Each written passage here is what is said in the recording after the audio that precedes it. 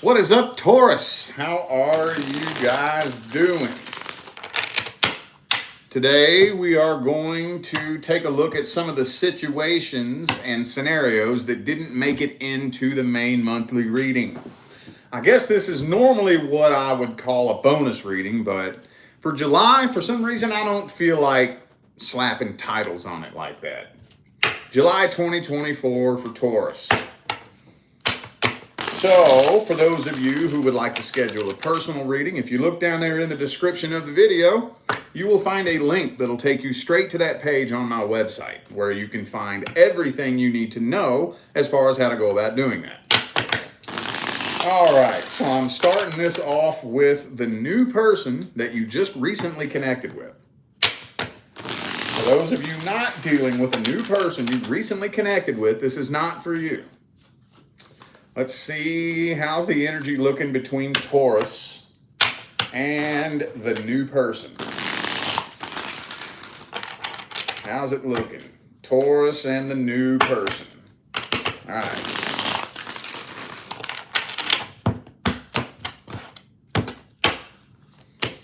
Oh, Six of Cups in the reverse. Death card.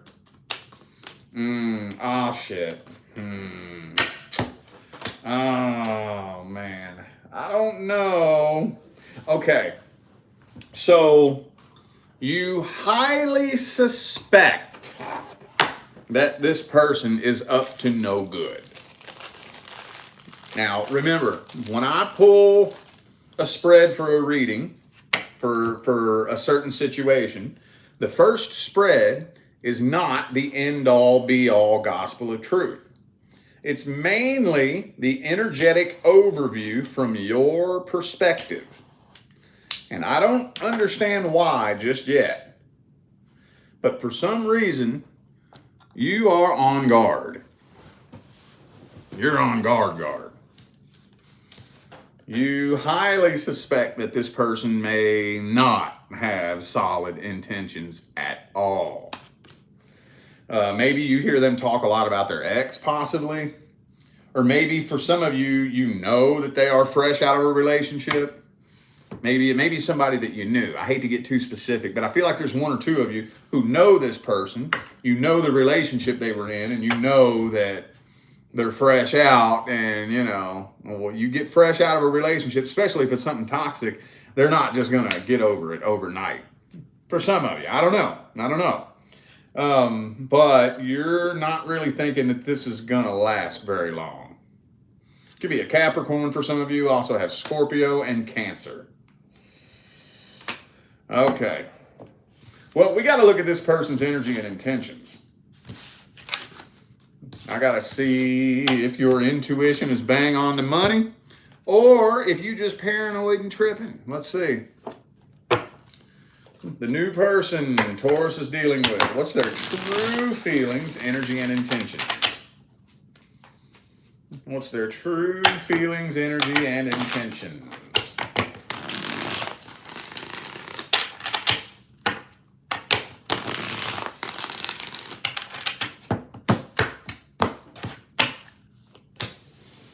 Ace of Wands reversed. Page of Swords reversed. So yeah, they absolutely are still stuck on their ex. Oh yeah, absolutely. Absolutely. So I think what it is that you're picking up on is that they're not 100% sure whether or not they're ever going to get back with their ex. So they haven't made the solid, firm, unequivocal decision to slam the door shut on their ex and move forward with you. In their heart and in their mind, they haven't made that decision like, fuck it, I don't care, I don't want them no more. Even if Jesus Christ himself ascended down from heaven and told me that it would work out between the two of us, I don't want it. They haven't made that decision. So, Two of Wands, Eight of Cups reversed. So I think they still be stalking and spying on their ex. So now are they, here's the question. What are their intentions? Are they playing games with you? No, I don't think they're playing games with you. I think this person is a very lonely, broken, codependent who thinks that the solution to their sadness, their emptiness, and their loneliness is a relationship. You know, I think we've all been there. We get broken, we get hurt. We think, I just need to be in a relationship. That's what's going to fix me. That's what's going to make me all better. I just need somebody to love me. So in their heart and in their mind, they do want to be in a successful relationship. But I don't think they know how to go through the healing process and fill that void in their own heart and find their own true, pure happiness themselves. I don't think they know how to do that. But they mean well. They're just coming from a very lost and misguided place. Could be a Gemini for some of you. Well, let's see the outcome then. What's the outcome of this situation? What is the outcome? Knight of Cups reversed. You may not want to take things to the next level with this person. I see you're very, very hesitant to extend or accept a love offer. Oh, yeah. Oh, told you. See, there's that codependency energy. That codependency and that insecurity. The insecure fucking codependency energy. It ain't going to take long at all before it erupts into explosive conflict between the two of you. And you'll probably put an end to this, more than likely. Yeah, just too much nervousness, fear, brokenness, loneliness, insecurity, you know. That energy, it just doesn't fly, dude. It doesn't fly. I don't care who you are. I don't care what your sign is. I don't care if you're a man or a woman. I don't care if you're gay or straight. I don't care if you're white or black. I don't care if you're a Christian or a Muslim. That energy, you aren't going to be able to ever build a solid foundation with another person if that energy is present. Being insecure and broken and lonely and hurting, you know, and got all this PTSD. Now, I'm not downplaying anything that anybody's been through. By no means am I downplaying it. No. You just have to understand that you are not going to be able to build a foundation with a person while that energy is present. It's not going to happen. It's not going to happen. It's just not. It's kind of like putting fucking water in your gas tank and thinking that you're going to be able to start your car and drive across the country. It ain't going to fucking happen. The water has got to go. There can't be no water. All right. What's the advice? What's the advice? Is there a way that Taurus could get this on a more positive path? What's the advice?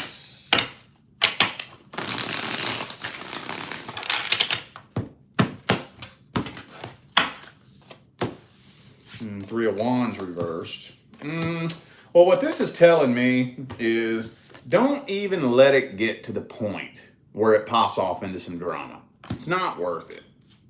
It straight up ain't worth it. Now, there's only so much you can do. You can't control the person. You can't make them feel a certain way, you know.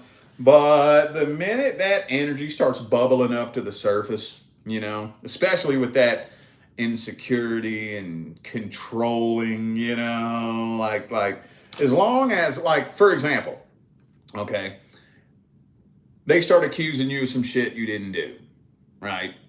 They start accusing you of some shit you didn't do. Somebody says hello to you or something like that. And you say, hello, how you doing? And they accuse you of flirting with them when you clearly fucking weren't. I'm not playing that game. I am not playing that goddamn game just because you're fucking insecure. I was not flirting with that fucking person. That person was not fucking flirting with me. You're looking at it through a broken lens. I'm not playing that game. If that's the game you gonna play, you can march right your ass on out the door. Fuck that. No. Don't even let it get to the point where it turns into drama. If this person is that broken, just step away. All right, wow. I didn't know it was going to start off with a situation that heavy, dude. Holy shit. All right. You know, there are a lot of people, I have to say this before I move on to the next. There are a lot of people out there that confuse, like when they get with a controlling person, somebody who's controlling and possessive and insecure. It's really easy for especially a young, naive individual to confuse that for love. That means they love me. That means they want me. That means they care about me. No. That means that they are broken. That means they have problems. That means they have issues. Okay? Now, within the boundaries of moral fortitude, I'm not saying if you going out and doing some shit that's disrespectful to a relationship. Okay? I'm not saying that if you're doing some shit that you know you shouldn't be fucking doing. All right? I'm not saying that. I'm talking about normal, common human decency, common sense, common courtesy. You know, if somebody is paranoid, broken, and insecure, fuck that. Fuck that shit. All right. Now, okay, so for this next part, I want to look at the person from the past, but I want to change it up a little bit. I'm going to hit the past person from a different angle. I want to look at the past person's past intentions. Their past feelings and intentions. Because that's a question that I get very frequently in personal readings. How did they feel about me in the past? Did they really love me in the past? When we first met, were the things that they said true? Did they really mean the things that they said in the past? So that's what I want to look at here. The past person's past intentions. Let's see.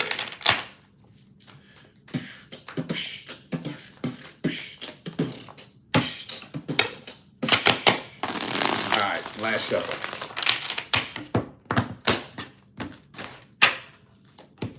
Man, what is that all about? Well, this person was very, very conflicted. They were conflicted about something in the past when y'all very first connected. For some of you, they could have been battling some sort of addiction issue, possibly. So this is where it's weird, okay? When y'all very, very first connected, let's back it up even before that. Right before y'all connected. No, I don't think they were out there trying to find a serious relationship. So when y'all very first came together, I don't think their intentions were that solid. For some of you, all they were looking for was a booty call. But then they developed feelings for you very quickly. Very quickly. When I don't think they were planning. They weren't planning on falling in love with you. Does that make sense? It could be a Capricorn for some of you. Also have Scorpio here.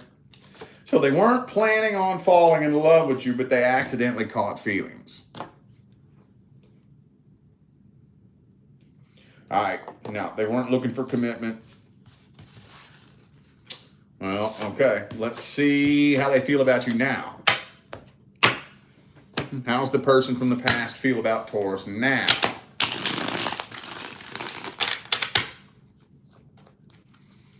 How's the person from the past feel about you now? Well, they do realize the error of their ways. They do see the truth about the situation now.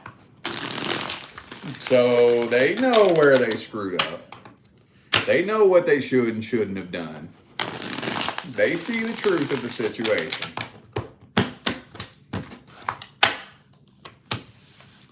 Yeah, I think they kind of regret it too. Yep, I do think that they kind of regret it. Now, they do not at all hold on to any kind of hopes of the two of you ever having anything successful ever again. No, they don't. But they do look back in regret, I think. I think so. But now their number one priority is to try to find somebody new. And I highly doubt they would ever let you know that they actually regret it. I don't think they would tell you that. I don't think so.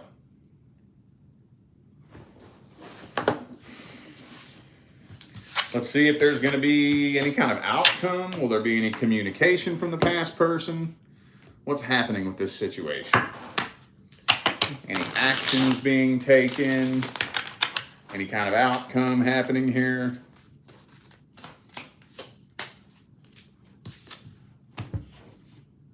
Death card. If you're waiting on this person, they ain't coming back.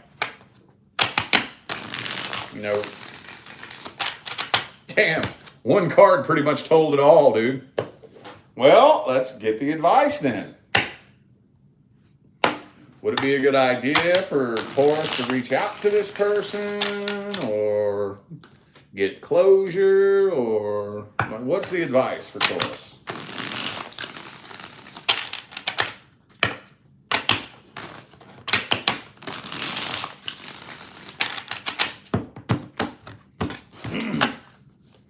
Okay, ooh, the Judgment. So,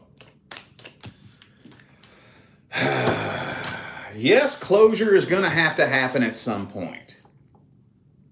Now, closure is a tricky topic because when it all comes down to it, a person can't give you closure unless you're willing to accept it. Okay? So at the end of the day, closure is your choice. You know? And so what I would do if I was you is I would work on finding as much closure as you possibly can in your own heart first. Here's one of the reasons why closure is so hard to find within ourselves. Because when we meet and connect with anybody, what we do is we paint a picture in our mind of who we think that person is. We all do it. That's the way we operate. It's totally natural. So we paint the picture in our mind of who we think they are, and then we basically fall in love with that person that we painted in our mind. Now, ideally, as long as you're dealing with an honest, loyal, dependable person of respect and integrity, hopefully the picture you paint in your mind should be relatively accurate in regards to who they actually are. Of course, it also has to do with the way you see them and the lens through which you view things. So it's not all on them, okay? But ideally, hopefully, you should paint a pretty accurate picture in your mind of who they actually are. But then, somehow, some way, it will be revealed that the picture you had painted in your mind of who you thought they were was not very accurate. It wasn't very accurate at all. And the ego hates that. Not being able to find closure is a direct result of the ego refusing to accept the fact that the picture it painted in your imagination was wrong. That's why we have such a hard time finding closure. Because I thought you were this person, but now I'm being presented with evidence that proves that you're actually this person. And that cognitive dissonance, when finding closure most of the time can be as simple as, fuck, I was wrong. I was wrong. I was fooled and bamboozled that whole time. I thought you were somebody that you weren't. So just completely erase that whole picture in your mind of who you thought they were and start over with a blank slate. That's hard. It's not easy. But I would try to find as much closure as you possibly can before you reach out and connect to this person. Try to do that. Try your hardest. All right, now we're going to look at who's coming in next. Who's coming in next for Taurus, universe? Who's coming in next? Who's the next person due to come in? Uh-oh. The next person coming in is somebody you have karma with from a past life. Now, don't let the word karma alarm you. That does not mean that it is going to be a bad thing. Now, karmic contracts do typically tend to get a bad rap because they can be incredibly challenging. Because on an energetic level, energetically, coming together with somebody you have karma with from a past life is energetically no different than reconciling with your ex. The hard part is the unfinished business and that karmic energy between the two of you, you don't remember it. But it's still there. It's still the exact same energy that it was in your last lifetime. It just carried over into this lifetime. So you'll feel a really, really, really heavy, intense pull towards this person. And you don't understand why. And there will be a lot of really heavy, intense feelings and emotional triggers with this person, and you don't know why, right? So it's going to be a really heavy, intense connection. You'll feel like you've known this person your whole life, because technically you have.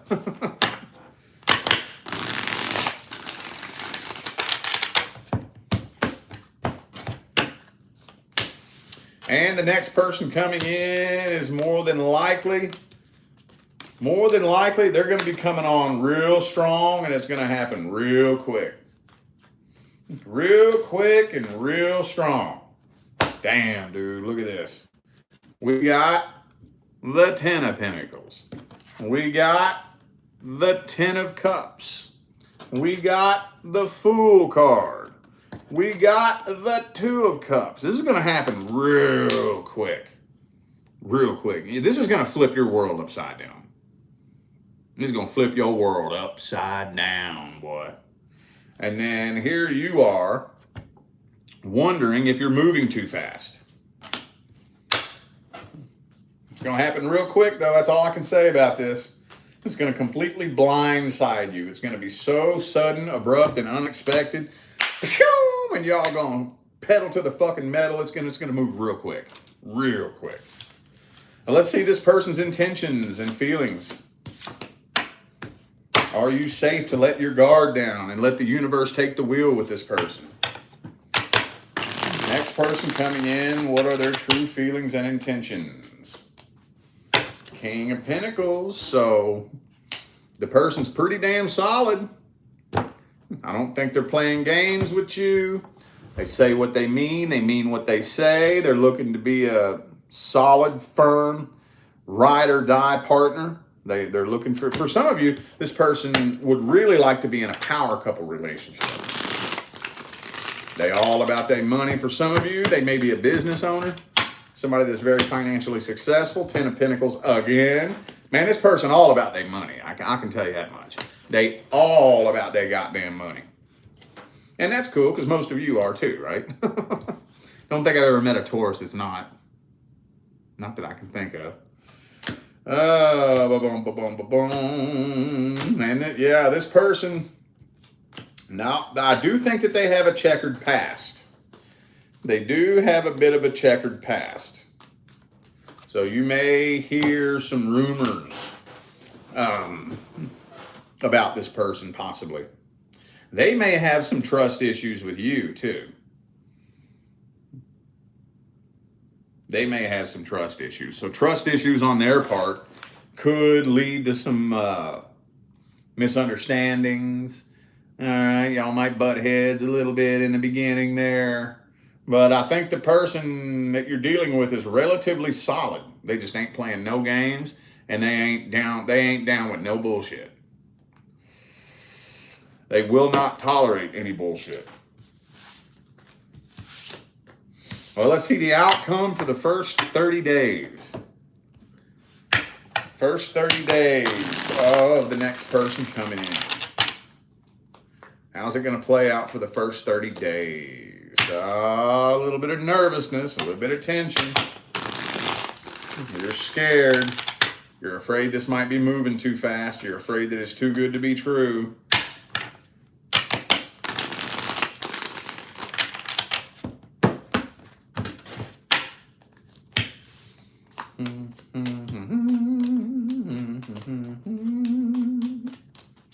Okay, yeah, the first month's going to be a little bit scary. That's all I can say about this.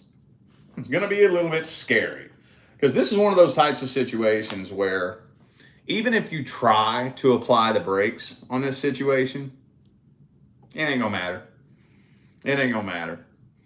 See, this is one of those types of connections that's so strong because whatever it was y'all had going on in your last lifetime was such a heavy and intense connection. And the feeling of unfinished business is so strong because whatever happened in y'all's last lifetime, it got fucked up very badly. Very badly. I think y'all were supposed to be life partners in your last lifetime. So you're going to come back and try it again and see if you can be life partners in this lifetime.